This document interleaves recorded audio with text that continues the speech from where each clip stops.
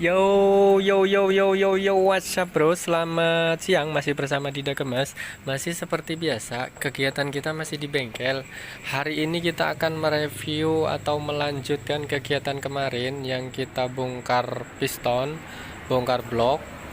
Hari ini kita harus selesai karena tukang bubutnya hari ini sudah buka. Eh, ini sudah selesai ya. Ini sudah selesai, tinggal masangi karena kita sudah tengah hari tadi kita ambil. Nah, ini kita cek dulu. Ini bagian piston sama bubutan yang baru selesai dibubut. Ini bagian piston yang selesai, sesek banget ya. Kalau kelasnya Yamaha ini kalau sampai kocak sedikit aja, dia nanti akan berbunyi. Kelasnya Yamaha, Matic ataupun bebek itu kelasnya Yamaha itu kalau sampai bubutannya ada longgar sedikit aja, dia akan bunyi kayak suara kelereng. Nah, banyak kejadian, banyak peristiwa atau banyak yang ngalami sekiranya habis turun mesin kelasnya motor bebek atau kelasnya Matic itu khusus untuk Yamaha, ini sangat rawan banget, sering terjadi, sering sering dialami para mekanik-mekanik bahwa bubutan atau kolteran yang sekiranya mengalami kocak sedikit aja ini bisa menimbulkan bunyi walaupun dia itu tidak berasap atau masalah yang lain itu enggak. Kalau Yamaha itu ciri khasnya kalau sampai dia itu keblongan, bahasa bahasa bubutnya, bahasa bengkelnya itu uh, kelonggaran bubutnya ini akan menimbulkan bunyi. Itu ciri khas Yamaha. Beda kalau Honda, kalau Suzuki itu beda lagi. Biasanya kalau kelasnya Honda ini kalau keblongan bubutnya ini dia akan ngasep, langsung ngasep tipis tipis tipis tipis, lama-lama tebal. Itu kalau untuk kelasnya Honda. Nah, kembali lagi Yamaha ini harus benar-benar sesek, harus benar-benar sesek. Nah, nanti biasanya kalau kelasnya Yamaha, ciri khas yang kita alami, yang kita sering eh, peristiwa seperti ini di bengkel ini, kalau kelasnya Yamaha ini bubutnya harus sesek ya, harus sesek banget. Nanti biasanya kalau habis turun mesin atau bongkar seperti ini biasanya sekitar 1 minggu itu rayen dulu pelan-pelan, jangan sampai digeber atau dinaiki berdua atau untuk laju-laju atau kenceng gitu kan, nggak boleh karena ini sesek, pistonnya sesek banget. Jadi ini pedoman atau ciri khas motor yang kelasnya Yamaha, sehabis dibongkar mesin atau di coulter atau di bubut ini biasanya harus merayan itu sekitar seminggu, kurang lebih sekitar seminggu. Beda kalau ganti blok ya, kalau ganti blok itu langsung dinaiki sih nggak masalah, tapi kalau kelasnya bubut atau ganti piston coulter itu harus dirayan 1 minggu. Oke, bisa dipahami sampai di sini untuk pemegang Yamaha, baik itu Yamaha Matic atau Yamaha bebek ini diharuskan atau kita sarankan biar nggak terjadi masalah, biar nggak terjadi overhaul lagi dari bengkel. Kok kira-kira habis dari bengkel kok malah ngene, kok malah rusak meneh, kok malah suaranya kasar, kok malah bola-bali ndandakno, bola-bali mbaiki ke bengkel bla bla bla dan anu dan anu dan anu. Nah, kita sarankan alangkah baiknya kalau seorang pasien itu menuruti atau mengikuti saran dari bengkel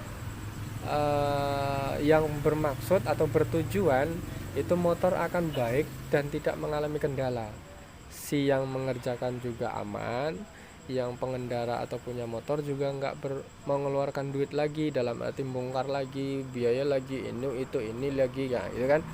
Kita semuanya cari aman. Kita semuanya cari aman waktu bongkar mesin. Jadi kita sudah ulang kali kita sudah bolak-balik mengalami peristiwa seperti itu, jadi kita berhati-hati banget karena seorang bengkel, seorang mekanik itu harus benar-benar hati-hati, harus benar-benar teliti menghadapi masalah seperti ini. Kadang-kadang banyak yang mengalami, banyak yang terjadi habis dibongkar, habis dibobot lah kok masalah suaranya kasar mas, lah kok malah ngasep mas, lah kok malah suaranya kemblidik mas, ini apa segala macam. Nah itu untuk menghindari hal-hal seperti ini, untuk menghindari hal-hal yang sekiranya bongkar lagi atau terjadi masalah berikutnya. Nah ini kita sarankan untuk lebih amannya, tolong untuk yang sekiranya mempunyai motor yang habis dibongkar, tolong dirayen dulu. Oke, bisa dipahami untuk untuk pasien-pasien atau mas-mas bapak semuanya yang mempunyai motor Yamaha khususnya habis dibubut atau dibongkar, mohon dirayen dulu, jangan tergesa-gesa untuk memakai kendaraan untuk kencang. Oke, lanjut ke motor ini. Motor ini awalnya kan mogok ya, dorong, kehabisan oli. Kita cek sekalinya, padahal bapaknya minta ganti klep ya gitu kan, tapi ternyata memang bukan klepnya, ini yang bermasalah di piston. Nah Yamaha khususnya, kalau Matic semuanya, Matic sih mengalami oli itu pasti rata-rata piston gitu ya. Cuman untuk Yamaha ini memang agak sensitif ya. Kenapa sensitif? Karena Yamaha ini sekali dia kehabisan oli atau kurang oli dari standarnya, misalnya 0,8 atau 800, itu ukuran standar, itu sampai misalnya kurang olinya tinggal separuh aja, ini biasanya piston sudah berbunyi. Untuk yang mempunyai, dengan catatan, untuk yang mempunyai motor Yamaha di rumah, itu Matic ataupun BP, sekiranya ada suara yang kemblidik atau bahasa bengkelnya itu kayak suara kelereng, kalau ditarik gas sedikit sudah itu kayak suara kelereng. Nah itu suara atau tanda-tanda pistonnya sudah mulai bermasalah. Memang sih, lo mas motorku muni kemblidik mas, kayak suara kelereng tapi nggak ngasep mas gitu kan. Nah memang kebanyakan kalau kelasnya Yamaha itu dia bunyi tapi nggak ngasep gitu kan. Nah kalau pengen sekiranya punya motornya pengen halus atau konsultasi ke bengkel, silahkan, kita tanggapi, kita terima masukan-masukan atau unek-unek, atau sekiranya yang punya motor gangguan ini itu segala macam, terutama di bagian suara atau pokoknya seputaran motor, silahkan datang ke bengkel atau silahkan isi kolom komentar di bawah video ini. Unek-unek apa, curhatan-curhatan apa mengenai permasalahan motor, permasalahan ini itu segala macam, mengenai dunia perbengkelan, kita akan selalu jawab ya. Kita akan selalu mendiskusikan semua pertanyaan-pertanyaan para pasien yang sekiranya ada gangguan, ada ini itu segala macam yang permasalahan yang di motor. Oke, karena kita tujuannya berbagi pengalaman, tujuannya kita berbagi ilmu, tujuannya kita saling berbagi, itu mudah-mudahan bermanfaat, mudah-mudahan bisa saling membantu. Walaupun kita posisinya jauh, tapi insya Allah hanya dengan video ini mudah-mudahan bisa diambil hikmahnya, bisa ditonton sampai habis, bisa diambil hikmahnya. Oh seperti itu toh ciri-cirinya, nah gitu kan. Oh seperti ini toh kira-kira, kalau motorku seperti ini, oh berarti tanda-tandanya seperti ini. Nah gitu. Untuk lebih pastinya silahkan datang ke bengkel. Tapi paling tidak insya Allah setelah melihat video ini sampai selesai, bisa merasakan, merasakan gejala yang sekiranya, oh motorku seperti ini, oh ininya, nah itu kan paling tidak ada gambaran. Nah setelah itu nanti bisa dicek dengan keadaannya yang pasti. Oke. Untuk seterusnya kita bagian ini kita lihat satu bagian ini. Setelah piston, ada dua hal lagi yang karena ada permasalahan di oli, ini mengakibatkan di bagian noken as sama pelatuk ya. Nah jadi untuk kelasnya Matic, terutama Yamaha,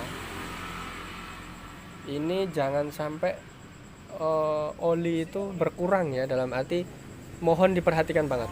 Nah, kalau untuk metik-metik yang lain biasanya kalau misalnya olinya sudah mulai misalnya berkurang, pasti suaranya sudah beda, agak kasar atau tarikannya sudah lain. Nah, begitu insting seorang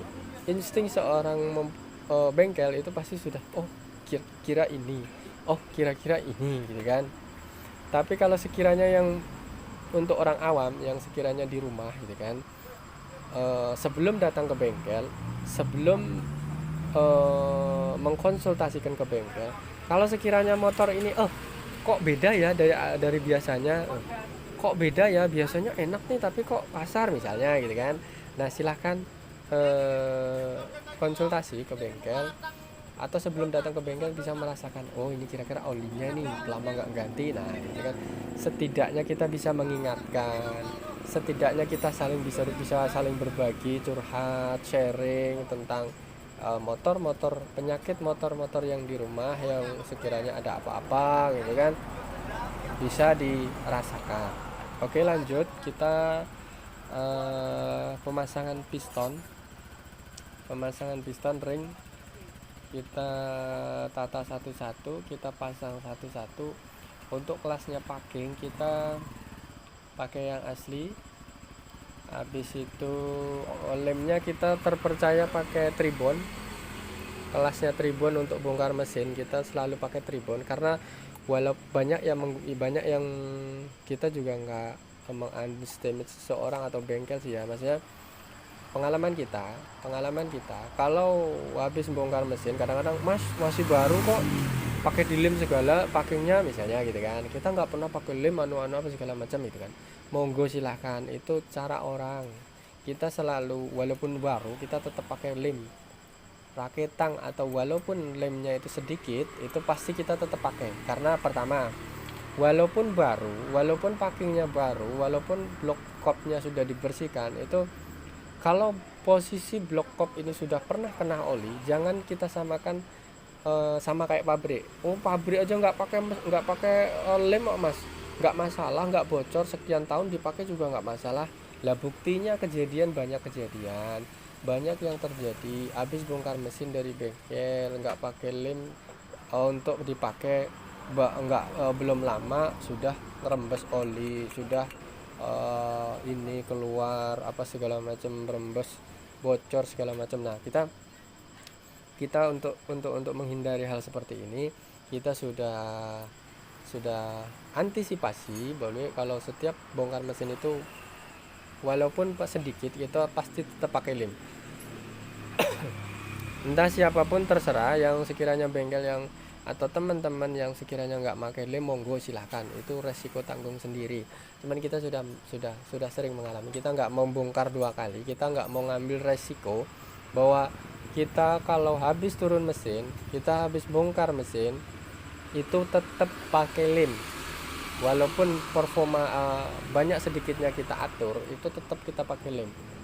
Banyak teman-teman yang menyarankan lah wong motor baru kok, wong motor habis dibongkar kok ndak pakai lem. Nah gitu kan, monggo silahkan, itu pendapat kita masing-masing, keamanan kita yang ambil, resiko kita yang nanggung gitu kan. Jangan sampai misalnya nanti ada apa-apa habis turun mesin lah nanti lah wis urusane iya urusan lain gitu ya, bukan urusanku apa segala macam. Nah jangan gitu, bengkel jangan seperti itu, jangan melepas tanggung jawab, jangan melepas seakan-akan kita nggak punya tanggungan.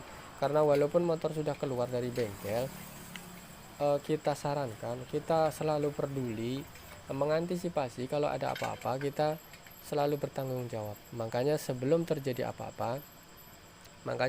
terjadi ini itu sama motor yang kita kerjakan, kita antisipasi banget, karena kita menjaga nama bengkel, mengambil kerjaan kita kualitas yang baik, maka kita harus hati-hati banget dari mulai pemasangan, dari mulai pengeliman, dari mulai penataan, kebersihan, rapi segala macam. Kita semaksimal mungkin untuk rapi, berusaha ya, walaupun kerapian itu tingkatnya berbeda. Anggapan kita sudah rapi, anggapan orang sudah masih belum. Anggapan kita sudah sebagus mungkin, kerja semaksimal mungkin, anggapan orang belum. Ya itu hak orang, hak prerogatifnya orang untuk menilai kita gitu kan. Oke kita lanjut, kita sudah pasang piston sama blok. kita tinggal masang noken as sama plato.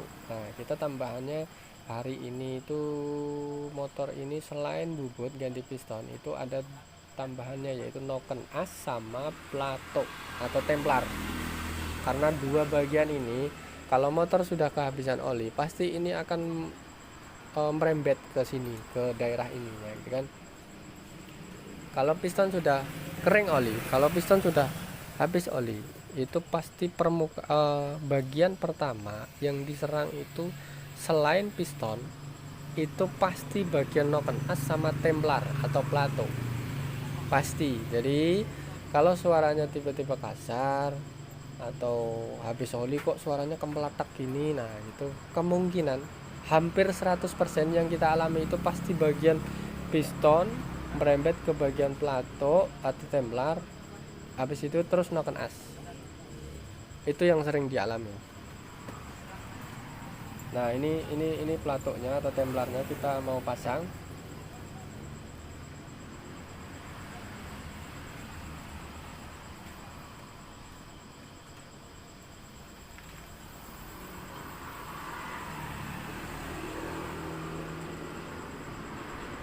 Ini pemakaian, kalau ngelihat dari bapaknya ini pemakaian standar ya, bukan untuk yang misalnya kayak pemakaian anak muda atau pemakaian yang ya paling enggak untuk berat-berat itu enggak. Ini pemakaian standar. Maka kita lihat piston ini oversize-nya standar. Kita naik jadi 50, kalau kelasnya Yamaha bisa 50. Oversize 50. Karena ngelihat dari bebannya, ngelihat dari pemakaiannya, ini motor standar ini kayaknya belum pernah dibongkar gitu kan. Kelihatannya masih rapi, lem-lemnya masih bersih kayak bawaan, belum ada pernah bekas lem, belepotan dan segala macam. Ini berarti masih standarnya, masih aslinya. Untuk bagian piston ini kita lihat tadi oversize standar, otomatis kita loncat ke 50. Tak kelasnya Yamaha kita 0 langsung ke 50, habis itu ke 100. Kelasnya Yamaha. Beda kalau Honda itu 0 versus 0 naik ke 25, naik ke 50, naik ke 75, naik ke 100. Jadi 4 kali oversize, 4 kali bubut, 4 kali coulter. Itu kalau kelasnya Honda. Kadang-kadang ada yang bisa mengakali, misalnya untuk kelasnya Yamaha dari 0 langsung 100 atau 0 ke 75 itu kan, itu terserah orang. Lihat kondisi motornya. Karena motor seperti ini, karena perbengkelan itu nggak bisa disamakan dengan buku sudah selesai, sudah kerjaan sudah sesuai prosedur, sudah diganti ini itu, sudah pemasangan sesuai prosedur, kadang-kadang masih belum selesai, masih ada masalah, masih belum ketemu penyakitnya. Itulah kerjaan, itulah resiko bengkel, itulah kenyataannya di lapangan. Jadi bukan kita menyalahkan buku, bukan kita menyalahkan prosedur ini itu segala macam, enggak. Cuman kerja itu lebih nyata di lapangan daripada berdasarkan buku. Nah, kalau standarnya buku itu dipasang seharusnya selesai, bagus, kondisinya normal, tapi kenyataannya belum. Nah, seperti itulah. Kalau kondisi bengkel itu pasti seperti itu. Jadi kita lihat kerjaannya nyata kayak apa. Kalau dibandingkan dengan seharusnya sudah diganti ini itu selesai, tapi nyatanya toh juga masih ada masalah. Itulah kerjaan. Kita juga sering mengalami habis diganti ini itu, habis dari bengkel sana ini itu. Nah, itu kan sekali lagi kerjaan di lapangan itu, resiko di lapangan atau keadaan di lapangan itu lebih pasti atau lebih mutlak dibanding dengan buku. Oh enak, bengkel ini cuman ganti ini, wong tak lihat di buku cuman ganti ini, caranya masang seperti ini. Nah, nggak bisa seperti itu, kita salah ya. Kalau terlalu prosedur seperti itu kita salah, karena berbagai keadaan, berbagai kondisi motor ini masuk. Nah, jadi contoh Kalau seandainya motor rusak, tinggal masang, misalnya ganti fan bel pagat, fan belnya putus, tinggal masang. Logikanya kalau habis dipasang fan bel seharusnya normal kembali. Itu logika buku gitu kan. Tapi kadang-kadang sering terjadi, kenapa habis putus fan bel, habis diganti, tapi masih kadang-kadang suara kasar, padahal sebelumnya enggak. Ini ceritanya, riwayatnya cuman putus fan bel gitu kan. Seharusnya diganti fan bel sudah normal loh gitu kan. Nah tapi kenyataannya enggak, di lapangan enggak seperti itu. Kadang-kadang kok habis diganti fan bel kok masih suaranya kasar ya mas gitu kan. Nah itu yang terjadi di lapangan, itu keadaannya lebih mutlak. Faktanya ini kadang-kadang selain putus fan bel, dia akan menghantam ke rumah roller atau kampas ganda atau piringan. Nah di situ merembet kemana-mana. Itulah mutlaknya seorang kerja di lapangan daripada buku gitu kan. Oke, bisa dimengerti sampai di sini. Kita lanjut pemasangan kop. Kita sudah selesai, kita sudah pasang piston, noken as sama tumbler. Otomatis kita tinggal masang atau nyetel klep. Habis itu karburator, pasang knalpot, sudah selesai. Mudah-mudahan nggak ada masalah lagi. Mudah-mudahan ini langsung beres. Tinggal ngasih tahu sama bapaknya bahwa motor ini nanti kalau udah selesai disuruh ngerayan dulu. Pistonnya masih baru pak, nggak boleh langsung digeber atau langsung untuk boncengan, nggak boleh ya pak gitu kan. Kita kasih tahu sama bapaknya dulu agar nggak terjadi kesalahan untuk yang kesekian kali. Oke, ini kita lanjut ke pemasangan blok, pemasangan kop Vega R lama ini. Mudah-mudahan selesai. Ini sudah sekitar habis tengah hari, belum sore ya, habis tengah hari, cuman suasananya gerimis. Jadi bapaknya belum datang. Kemarin ninggal nomor telepon, kalau sekiranya ada apa-apa atau udah selesai tolong dikabari ya mas gitu kan. Oke pak gitu kan, kita paham. Akhirnya mudah-mudahan ini nanti nggak sampai sore udah selesai. Kita rayan dulu sebentar di sini, paling setengah jam. Kita telepon sama bapaknya sambil menunggu jikalau masih ada apa-apa. Dalam rayan sebentar di sini sekitar setengah jam itu mungkin kemungkinan hal-hal yang lain, kemungkinan oli netes atau suaranya kasar atau klepnya minta disetel ulang. Nah itu kemungkinan seperti itu. Kita sambil dihidupi, sambil merayan sekitar setengah jam itu. Kalau memang sekitar setengah jam itu lolos, nggak ada masalah lagi, oke, kita telepon sama bapaknya bahwa motornya siap untuk diambil. Oke.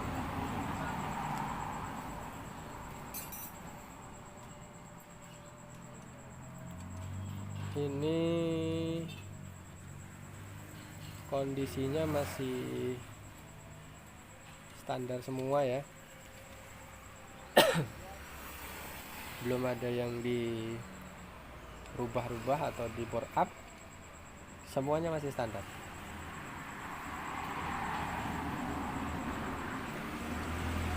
Kembali lagi ke jadi seorang mekanik.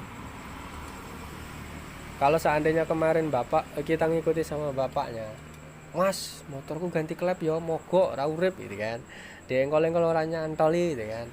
Nah kalau berbicara kondisi seorang mekanik harus selalu mengikuti seorang pasien, itu sebenarnya kita salah 100%. Cuman kita juga nggak harus menolak 100%. Dalam arti begini, intinya kita harus mempunyai pendirian yang kokoh, pendirian yang berdasarkan ilmu dan ilmu perbengkelan. Itu akan membawa kita kebenaran, itu akan membawa kita ke suatu rumus untuk memecahkan suatu motor, memecahkan permasalahan dalam motor. Contoh, ada motor mogok, kita nggak mempunyai pendirian apa-apa dalam suatu bengkel, tiba-tiba datang, mas iki sekere rusak misalnya kan. Nah namanya kurang, nggak ada pendirian, ya udah bapaknya minta ganti piston, ya wis ganti piston. Akhirnya apa? Sudah diganti piston, nggak sembuh juga, nggak hidup juga. Nah, ini salah satu contoh. Kalau seorang mekanik nggak punya pendirian, kita terlalu mengikuti omongan orang, itu nanti yang rugi siapa? Nah, kita rugi, bongkar nggak selesai, kita juga malu sama pasien, sama yang punya motor banyak mengeluarkan duit dari bengkel kita, kok nggak selesai-selesai mas, nah gitu kan. Nah di situ akan timbul saling, misalnya saling ngotot, saling cekcok apa segala macam. Nah disitulah kita menghindari hal-hal seperti itu. Kalau seorang teknik yang mempunyai pendirian tentang bengkel, ilmu bengkel sudah didalami khusus, jadi kita bisa menjelaskan sama bapaknya. Contoh, ada motor mogok, mas ganti piston ya. Nah, kalau seorang mekanik atau seorang teknik yang mempunyai pendirian, paling tidak kita bisa menjelaskan sama bapak atau mengeluarkan pertanyaan seperti ini. Pak, kenapa ganti pistonnya, Pak? Gitu kan. Lah mogok mas. Anu apa ketoke iku pistonnya rusak, Mas, ya kan. Padahal bapak ini kan juga nggak tahu. Kok tiba-tiba suruh ganti piston? Kayak motor ini Vega. Tiba-tiba suruh ganti kelep. Lah, logikanya dari mana? Kok ganti kelep? Kok ganti piston gitu kan. Nah, kalau kita punya pendirian, oke pak, kita cek aja dulu ya pak, ya nah gitu kan, dicek, siapa tahu businya mati, siapa tahu bensinnya habis, bapaknya nggak sadar, siapa tahu ada faktor-faktor lain. Nah itulah gunanya untuk kita mempunyai pendirian, kita mempunyai eh, kekuatan, dalam arti patokan, kita mempunyai patokan yang sekiranya patokan ini akan membenarkan dalam situasi kita menganalisa suatu kerjaan.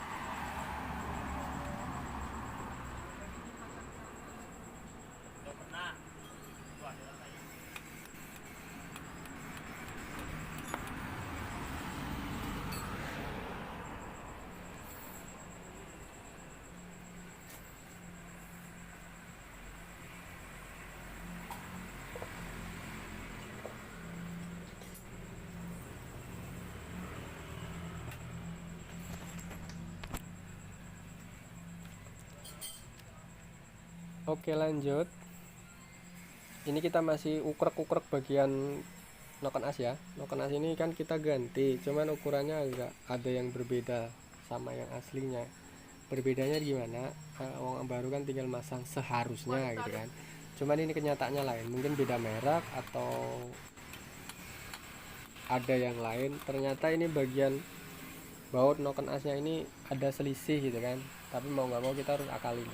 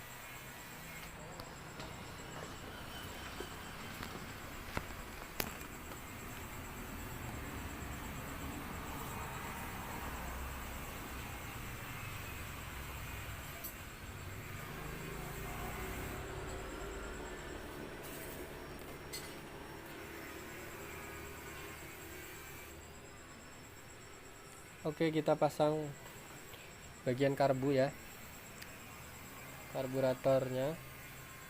Untuk kop dan bloknya sudah selesai, tinggal nyetel klep. Kita pasang karbu dulu, menghindari ada yang masuk ke dalam manifold, takutnya nanti salah-salah baut atau apa masuk. Kita antisipasi, pasang dulu karbunya, nanti tinggal nyetel klep.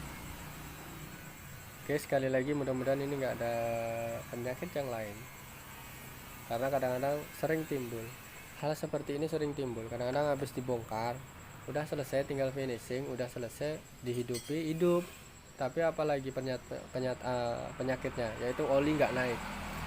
Oli nggak naik itu sering terjadi setelah kondisi mesin itu habis diturun, habis dibuka, habis dibongkar. Entah karena lambat ngompanya, entah karena kotor atau pompa oli yang bermasalah. Nah, itu banyak kejadian, banyak sekali terjadi seperti itu. Maka mudah-mudahan kalau pas bongkar seperti ini selalu lancar gitu kan. Tapi toh apapun resikonya, toh apapun yang terjadi, kalau sekiranya pas lagi habis bongkar mesin olinya nggak naik, ya kita harus cari, kita harus selesaikan itu kerjaan itu sampai sesempurna mungkin. Karena kalau nanti dibiarkan, resikonya fatal, jebol motor kalau olinya sampai nggak naik. Oke, bisa dipahami ya. Kalau misalnya ada yang bongkar motor terakhir kali, habis bongkar motor, habis turun mesin terakhir kali, yaitu oli diperhatikan. Nah, di saat digeber, di saat digas, di saat kondisi mesin hidup, di bagian tutupan klep dari atas ini dibiarkan dibuka. Kita lihat untuk memastikan apakah olinya berjalan dengan sempurna, apakah olinya naik dengan sempurna. Kita lihat di bagian atas. Kalau memang sudah sip, dalam arti semburannya sudah normal, berarti kita pastikan motor ini selesai untuk siap dibawa pulang sama yang punya motor. Tapi kalau sekiranya belum, ya kita harus resiko untuk bongkar lagi, resiko untuk mencari penyakit lagi. Itu udah resikonya seorang bengkel, resikonya seorang teknik. Kalau nggak mau mengambil resiko bengkel, ya jangan bengkel gitu kan. Kalau ketemu penyakit yang mudah menyerah, dalam arti wah males aku, enggak mumet aku nggarap ini apa segala macam gitu kan, jangan jadi bengkel. Karena bengkel itu jiwanya harus jiwa kuat, jiwanya harus jiwa berani, jiwanya harus jiwa ulet. Mencari penyakit jangan gerusa-gerusu, kita harus tenang, kita harus pintar menganalisa suatu penyakit. Jadi ketenangan yang kita butuhkan. Oke, lanjut. Ini kita tinggal masang knalpot ya.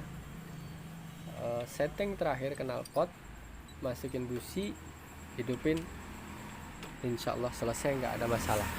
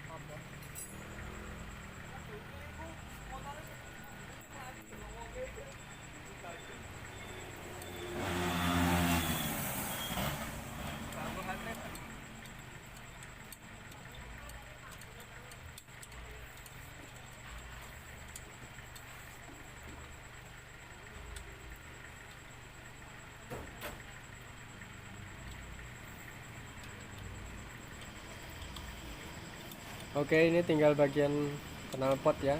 Bentar lagi tinggal ngidupin, pasang busi.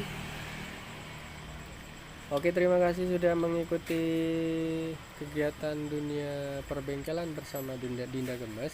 Mudah-mudahan ini bermanfaat, mudah-mudahan ini bisa membawa berkah bagi semua. Bagi teman-teman mekanik yang sekiranya bermanfaat, monggo dipakai caranya atau trik-triknya atau ilmunya. Kalau sekiranya yang kurang bermanfaat atau kurang berkenan, kita mohon maaf, kita minta izin sama senior-senior para master-master bengkel. Kita intinya berbagi pengalaman, kita intinya berbagi atau share tentang dunia perbengkelan. Mohon izin kalau sekiranya yang kurang berkenan atau nggak cocok dalam hati, mohon maaf sebesar-besarnya. Mudah-mudahan apa yang kita harapkan di bagian di dunia perbengkelan kita selalu dilancarkan. Mudah-mudahan semuanya lancar, dijauhkan dari permasalahan yang sulit-sulit. Mudah-mudahan kerjaannya semuanya lancar, nggak ada suatu halangan. Yang sekiranya punya bengkel ya selalu rame dengan kerjaan. Yang sekiranya punya usaha spare part, mudah-mudahan semuanya dilancarkan, rame, semakin meledak kerjaannya atau pasiennya atau grosirnya. Kita semuanya doakan yang terbaik, insya Allah. Kita saling mendukung, saling mensupport sesama mekanik. Mudah-mudahan bermanfaat. Oke, sekali lagi terima kasih sudah mengikuti Dinda Gemes. Thank you.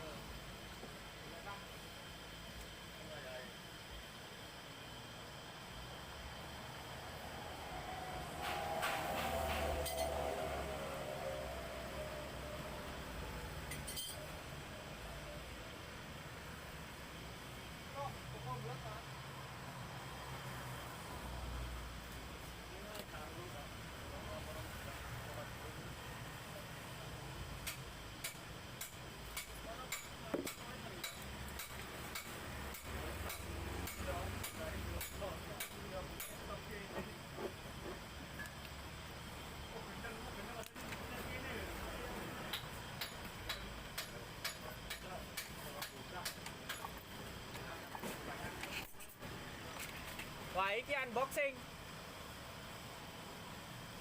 Unboxing memek.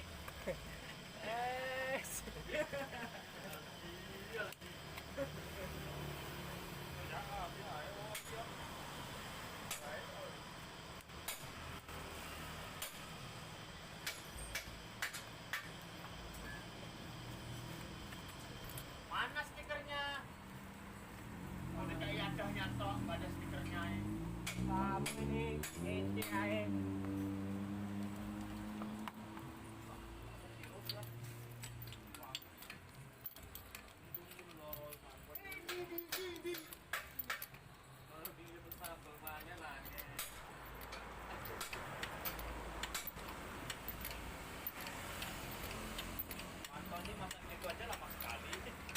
Santai udah nonton nasi lain ngakali cacuk. Lemah ngakali. Angin. Oke. Wow. PKR Mustrat.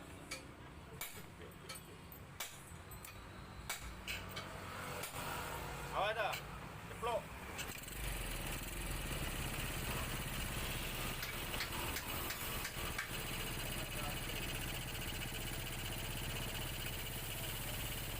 Iya loh, jangan.